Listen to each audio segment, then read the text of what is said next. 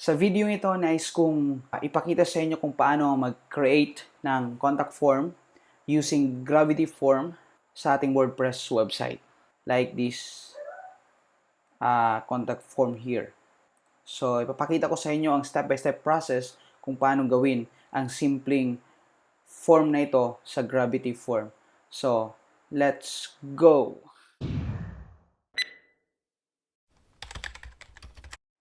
Okay, Gravity Form is a premium WordPress plugin at wala pong free version available ng plugin na ito.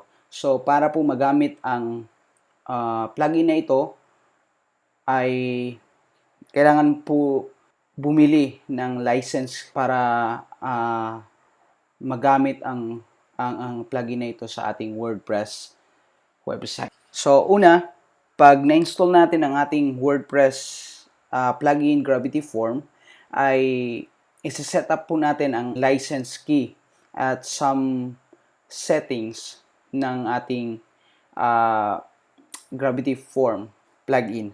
So, let's start. Okay, so ilagay nyo ang inyong license key. Okay, next. Okay, currency. Pili kayo ng currency dito. Okay, next lang. Okay, so once na set na natin ang mga settings, okay, pwede na tayong mag-create ng ating form. Okay, so i-click natin itong button na ito, create a form, or itong menu dito, new form. Parehas lang po ang functionality niyan. I-click natin. Okay, then ilagay natin ang ating title. For example, contact us. Then, kung mayroon tayong description para sa ating form, maaari natin ilagay dito. So, i-redirect tayo sa areang ito. Ito ang form builder ng Gravity Form, which is dito tayo mag-create ng ating mga field ng ating form. So, ipapakita ko sa inyo ang step-by-step process. So, una ay gagawa tayo ng field, ng text field para sa first name. So, from here, sa right side, standard field, single line text, i-drag niya lang po papunta dito sa right side. So, yan po ang ating field.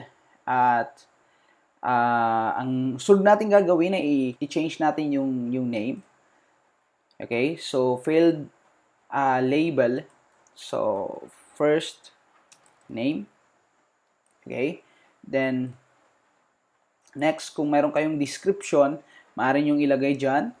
Kung gusto nyo ng maximum characters na pwedeng, pag nag-input ang user, yung maximum na characters lang na pwede niyang mailagay, pwede kayong maglagay dyan.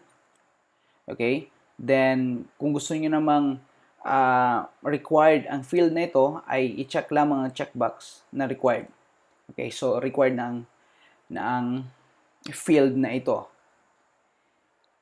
Okay, so that is a general settings. Then, punta tayo sa appearance. Pwede tayong maglagay dito ng ating placeholder. For example, enter your first name. Okay, let's go to the field size. So, ang size ng ating field. Okay, meron tayong option dito, small, medium, and large. So, gawin natin large. Okay, next. Create tayo again ng another field. Okay. For last name. Okay. Gawin natin required.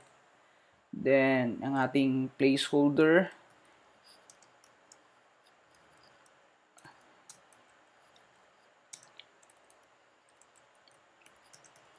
Last name. Then, ang ating size, gawin natin large. Okay. Then, next field, ang ating gagawin ay ang email. So, punta tayo dito sa advanced fields. Then, makita natin yung email field. Drag natin dito. Okay. So, configure natin. Okay. Gawin natin email address.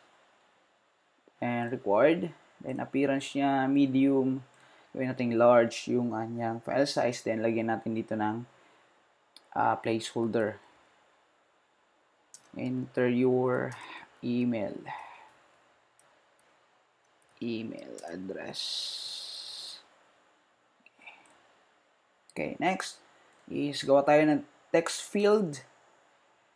Okay, so balik tayo dito sa standard fields, paragraph text. Then drag natin dyan. Okay, configure natin. Message. Okay, gawin natin required. Then placeholder, enter message. Then large yung kanyang size. Then after that, maaari nating i-save ang ating form, update. Okay? So form updated successfully. So ang ating ID is 1.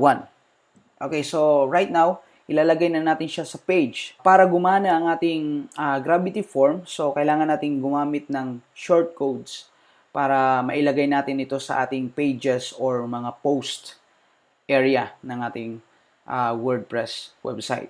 The next thing to do ay mag-create po tayo ng page kung saan ay doon natin ilalagay o i-display ang ating form. Okay, so mag-create tayo ng page. Tayo sa pages, new.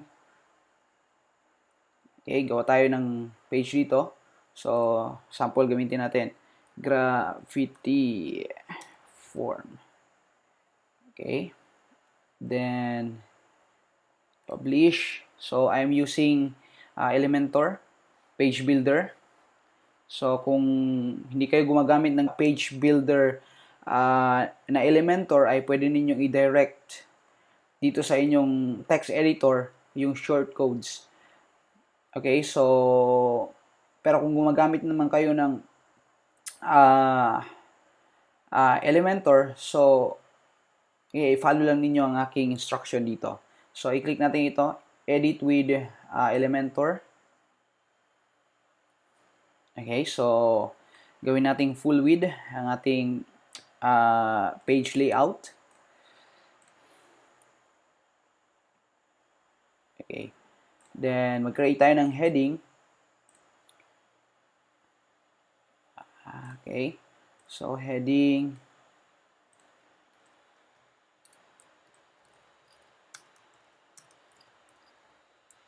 Okay. Then, center natin. Then, lagyan natin ng padding top.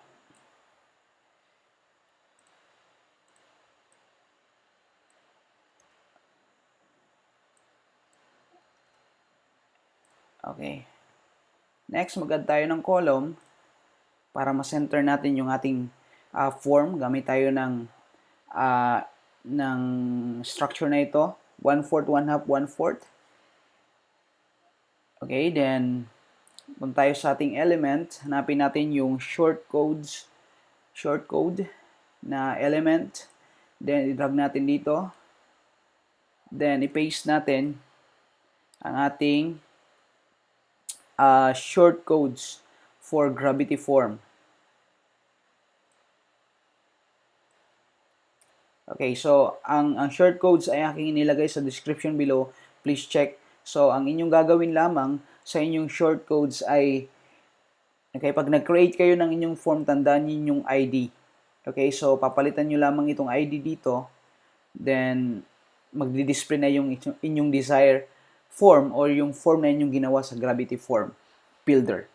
Okay, so, okay, that's our form.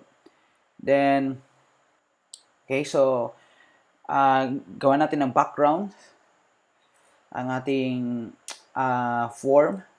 So, punta tayo dito sa column. Then, style. Background. So, blue. Then, punta tayo sa border. lagyan natin ng ratio ang ating borders. So, gawin natin 10 para 20. Kita nyo yung ating side para rounded square ang ating background. Okay, then lagyan natin ng padding. Side.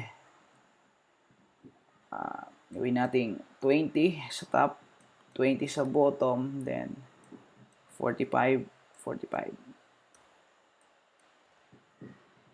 Okay, then lagyan natin ng margin dito, bottom to 45.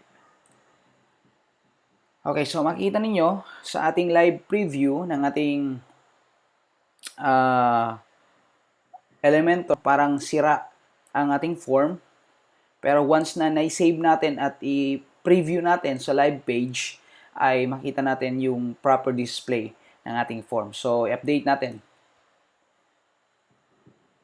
Then, check natin.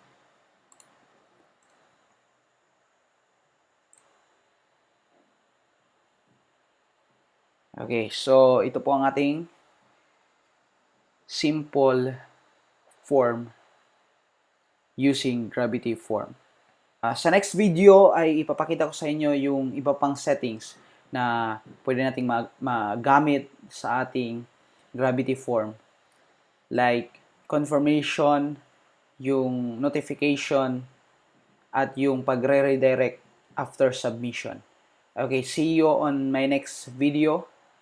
At huwag po ninyong kalimutang mag-like, mag-share, at mag-subscribe sa aking YouTube channel for more video tutorial. Maraming salamat po at magandang araw.